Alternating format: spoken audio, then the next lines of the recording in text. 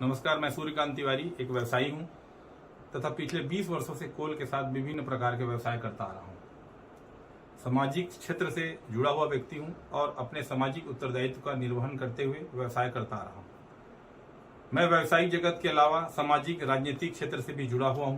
मेरी राजनीतिक विचारधारा चाहे जो भी हो, मेरे संबंध सभी से अच्छे रहे हैं। जब प्रदेश में भारतीय जनता पार्टी की सरकार थी तब भी मंत्रिमंडल के वरिष्ठ जनों और भाजपा पदाधिकारियों से मेरे बहुत मधुर संबंध थे। भाजपा के शासन के 15 वर्षों में भी मैं एक कारोबारी था और आज भी हूं। हाल ही में 30 जून 2022 को हमारे यहां आयकर विभाग द्वारा सर्च और सर्वे ऑपरेशन किया गया, जिसे आमतौर पर मीडिया में IT रेड के नाम से पुकारा जाता है। आयकर विभाग की टीम हमारे यहां से अपना सर्च एवं सर्वे ऑपरेशन संपन्न करके चली गई। मुझे यह मीडिया के माध्यम से पता चला है कि पूर्व मुख्यमंत्री आदरणीय डॉक्टर रमन सिंह जी ने मेरे घर हुए आयकर रेड के आधार पर मुझे गिरफ्तार किए जाने की मांग की है। मुझे इस बात का बेहद दुख है कि किसी सक्षम पदाधिकारी द्वारा मुझे अपराधी घोषित किए जाने से पहले ही डॉक्टर रमन सिंह ने स्वयं जज बनकर बिना किसी सुनवाई के अपना फैसला सुना दिया और मुझे गिरफ्तार किए जाने की मांग कर दी। डॉक्टर रमन सिंह एक वरिष्ठ राजनेता है। 15 वर्षों तक प्रदेश के मुख्यमंत्री और उससे पूरे 2 साल तक केंद्रीय राज्य मंत्री रहे हैं। मुझे लगता है उन्हें यह अच्छी तरह से मालूम होगा कि आयकर की कार्रवाई होने मात्र से व्यक्ति अपराधी सिद्ध नहीं हो जाता। आज मेरे जो भी व्यावसायिक प्रतिष्ठान हैं और वे कोई आज से नहीं चल रहे हैं। मैं 2002 से कोल व्यवसाय में काम कर रहा हूं और ये बात डॉक्टर रमन सिंह जी एवं सभी लोग अच्छे से जानते हैं। मेरे घर पर आयकर द्वारा जो सर्च एवं सर्वे किया गया, उसमें अगर कोई भी संपत्ति प्रश्नाधीन होती है या कहीं टैक्स संबंधी कोई बात आती है तो उसे निराकरण की एक निर्धारित व्यवस्था है। यदि हमारे प्रतिष्ठानों पर कोई टैक्स दायित्व निकलेगा तो उसे हम चुका देंगे। हम व्यापारी हैं, कोई अपराधी नहीं है। डॉक्टर रमन सिंह जी, फिर भी यदि आप मुझे अपराधी घोषित करके जेल में डलवाना चाहते हैं तो मुझे स्वीकार है, लेकिन जेल के जिस सेल में मैं रहूंगा उसके ठीक बाजू वाले सेल में आपको भी रहना होगा, क्योंकि आपका कार्यकाल भी कोई बेदाग नहीं रहा है। आपके कार्यकाल में आपके मंत्रियों पर जमीन की भारी मात्रा में अफरा तफरी के आरोप लगे थे। उसके लिए आपको भी जेल जाना चाहिए। आपके पुत्र अभिषेक सिंह उर्फ अभिषाक सिंह के नाम से पनामा पेपर्स रंगे हुए थे। टैक्स हेवन देशों में बैंक खाते खोलकर अपनी काली कमाई छिपाने के आरोप लगे थे। आपकी जिम्मेदारी भी आपको स्वीकार करके जेल जाना चाहिए। आपके कार्यकाल में हजारों करोड़ रुपए का नागरिक आपूर्ति निगम घोटाला हुआ था। आपकी ही जांच एजेंसी EOW ने जो डायरी जब्त की थी उसमें स्पष्ट उल्लेख था कि किसी भी सीएम को पैसे दिए जाते थे, उसके लिए आपको नैतिकता के आधार पर जेल चले जाना चाहिए।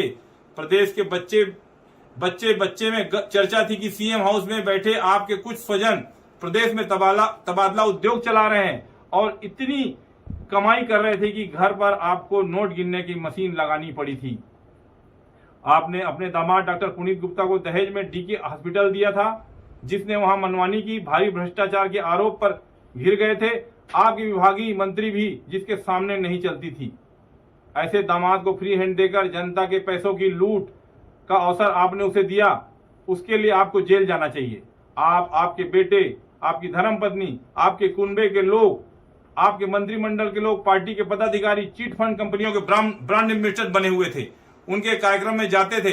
आपकी सह पर चिट फंड कंपनियां प्रदेश के भोले भाले लोगों को हजारों करोड़ रुपए लूट कर भाग गई और बेचारे एजेंटों को आपने अपराधी बनाकर जेल में डाल दिया। इसके लिए भी आपको जेल जाना चाहिए। आपकी सरकार की घनघोर लापरवाही, अव्यवस्था और कांग्रेस मुक्त भारत के लक्ष्य के चलते 2013 में जीरम घाटी कांड में हमारे नेता, सुरक्षा बलों के जवान मारे गए। उसके खून का दाग आपके दामन पर है डॉक्टर रमन सिंह जी, आपको उसके लिए भी जेल जाना चाहिए। आपके शासनकाल में आपकी सरकारी मशीनरी ने कई माओं के गर्भाशय निकाले। मोतियाबंद के ऑपरेशन के नाम पर कई लोगों को अंधा बना दिया गया। झलियामारी जैसे कांडों में बच्चियों का यौन शोषण किया गया, उसके लिए भी आपको जेल जाना चाहिए। डॉक्टर रमन सिंह जी को अच्छी तरह से याद होगा कि उनके शासन काल में उनके करीबी व्यवसायियों पर भी आयकर के छापे की कार्रवाई हुई थी। उस हिसाब से उनके शासन काल में जितने भी आयकर छापे छत्तीसगढ़ में पड़े, उन सभी को जेल भेजा जाना चाहिए था। मैं मीडिया के माध्यम से डॉक्टर रमन सिंह जी से पूछना चाहता हूं कि जब आप प्रदेश में 15 साल तक सत्ता में थे, मैं उस समय भी व्यवसाय कर रहा था। आपसे, आपके मंत्रिमंडल के लोगों से, पार्टी के नेताओं से मेरे उस समय भी संबंध मधुर थे। क्या आपने या आपके किसी मंत्री ने मेरी उस समय कोई भी अनुचित मदद की थी? मेरे सभी से मधुर संबंध रहे हैं। न तो मैंने कभी उस समय किसी की सहायता ली और न आज किसी की सहायता ले रहा हूं। मैं एक स्वाभिमानी छत्तीसगढ़िया आदमी हूं। छत्तीसगढ़ की मिट्टी में मैंने जन्म लिया, मेहनत की रोटी कमाता हूं और सभी को अपना समझता हूं। मुझे अब बात समझ नहीं आ रही है, डॉक्टर रमन सिंह आयकर विभाग की इस कार्रवाई को क्यों राजनीतिक रंग देना चाहते हैं। मैं आपको बताता हूं डॉक्टर रमन सिंह जी क्यों इसे राजनीतिक रंग दे रहे हैं। 30 जून को आयकर विभाग ने हमारे यहाँ छापा मारा। आयकर की छापामार टीम ने हमारे यहाँ घर पर छापा बोला, हमारे घर के लोगों को भयभीत किया। आयकर की टीम को अधिकार नहीं होता कि वो सर्च एवं सर्वे की कार्रवाई के दौरान किसी से मारपीट करे, लेकिन मुझे आयकर टीम द्वारा मारपीट की गई। 3 दिन तक मुझे सोने नहीं दिया गया। मुझे बहुत प्रकार से मेंटली और फिजिकली टॉर्चर किया गया। आयकर टीम के अफसरों ने मुझ पर दबाव बनाया कि मैं किसी प्रकार से अपने व्यवसाय में मुख्यमंत्री सचिवालय की उप सचिव श्रीमती सौम्या चौरसिया का नाम जोड़ दूं, बयान दे दूं उनके खिलाफ। परंतु जब मेरे किसी भी व्यवसाय से उप सचिव सौम्या चौरसिया जी का कोई संबंध ही नहीं, तो मैं ऐसा झूठा बयान कैसे देता। श्रीमती सौम्या चौरसिया से मेरे पारिवारिक संबंध है। उनके घर के सभी लोग मुझे जानते पहचानते हैं। उनसे मेरी बीच बीच में टेलीफोनिक बात भी होती है। मैं जब कभी जनता के काम करवाने के लिए मुख्यमंत्री कार्यालय जाता हूं तो कई बार मेरी उनसे भेंट और मुलाकात होती है। श्रीमती सौम्या चौरसिया अकेली अधिकारी नहीं है जिनसे मेरे अच्छे संबंध है। प्रदेश के भाजपा शासन के और वर्तमान शासन के अन्य अधिकारियों से भी मेरे संबंध हैं। श्रीमती सौम्या चौरसिया मेरे घरेलू संबंध, सामाजिक संपर्क है। मेरे व्यवसाय से उनका दूर दूर तक कोई संबंध नहीं है। परंतु आयकर विभाग वाले किसी भी तरह से मुझे साम दाम दंड भेद से यही कहलवाना चाहते थे। इसलिए उन्होंने मुझे प्रदेश में सत्ता परिवर्तन करके मुख्यमंत्री बनने तक का प्रस्ताव दिया। मुझे आयकर की टीम के अफसरों ने यह भी अकेले में कहा कि प्रदेश के 40 से 45 विधायकों से मेरे बहुत अच्छे संबंध हैं, उनकी एक सूची बना लूं, बाकी विपक्ष के विधायक के सहयोग से प्रदेश में सत्ता पलट हो जाएगी और आपको मतलब मुझे छत्तीसगढ़ का एक नाथ शिंदे बना देंगे। इसके लिए मुझे अपने व्यवसाय से श्रीमती सौम्या चौरसिया का नाम जोड़कर बयान देने कहा गया, जिससे मैंने साफ इनकार कर दिया, जिसके कारण हमें आयकर वालों ने इतना टॉर्चर किया। मैं एक व्यवसायी हूं। लोकतंत्र में और इस देश के संविधान में, इस देश के कानून में मेरा पूरा विश्वास है। मेरे साथ आयकर विभाग के लोगों ने जो भी किया है, जितना भी मुझे टॉर्चर किया, मुझ पर अमानवीय दबाव डालकर जो भी झूठे बयान दिलवाने का प्रयास किया गया, उसके विरुद्ध मैं न्यायालय की शरण में जाने वाला हूं। कितने दुख की बात है कि केंद्रीय एजेंसियां केंद्र सरकार के एजेंट के रूप में विपक्ष शासित राज्यों में तख्ता पलट करने के लिए इस हद तक गिर गई हैं। इसीलिए आज देश में धारणा बन गई है कि केंद्रीय एजेंसियां विपक्ष का दमन करने का हथियार बन गई है।